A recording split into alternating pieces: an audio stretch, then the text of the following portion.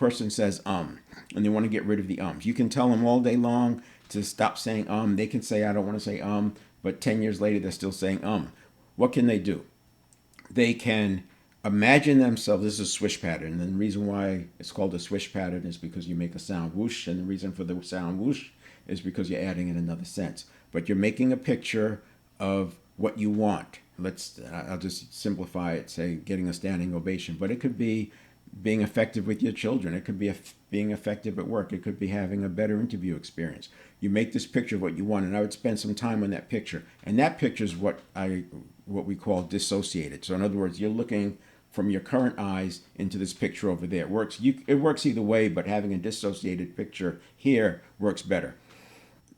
Then what we're going to do, we're going to look at what happens before we say Watch a recording of yourself, or just pay attention.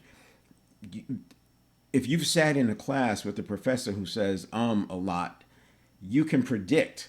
It becomes like a game, right? You can predict when they're going to say the next time, and you're going to be right 70% of the time. And what we're going to do then is bring up that thing that happens. It's maybe we're thinking about something. Maybe we've lost our words. We're trying to find that, what is the thing I want to say? And in that half second, we say because it feels like an eternity, and it's not. You will learn.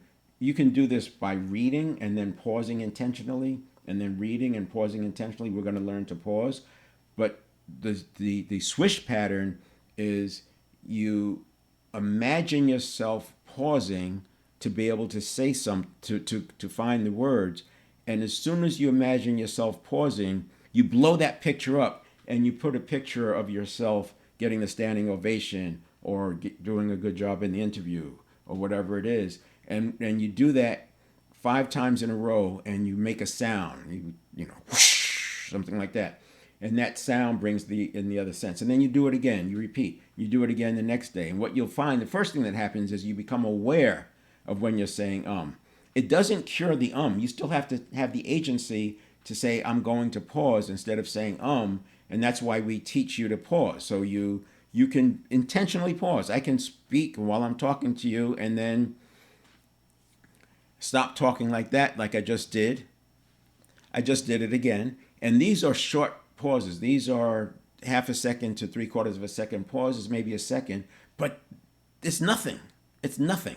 And you teach yourself to pause. And so now when you do the swish pattern, you're focused on what I want, the outcome, and you've already taught yourself to replace it with the pause.